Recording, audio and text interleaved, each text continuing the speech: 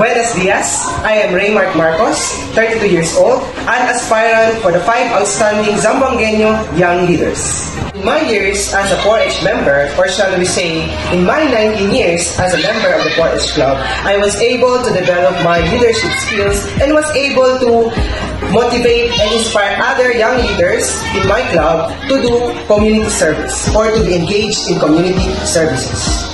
During my time as president of Monteverde 4-H Club, I was able to expand the membership of our club in my workplace. I conducted several activities for my club, specifically the Clover Camp. Our club is the only club that is conducting a club camp, and we name it as Clover Camp. This Clover Camp is a yearly camp which exhibits the different skills and talents of our club members in preparation for the upcoming competitions, whether it is city level, regional, or national level.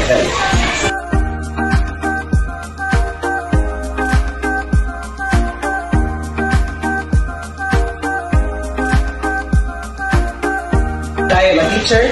I was able to carry those leadership skills that I gained during my time as a 4-H member and apply it as a teacher in the elementary level. One of my projects during the pandemic is that I created the Gulayan sa Tahanan for my pupils. They established a small vegetable garden at home which sustained their families during the time of pandemic.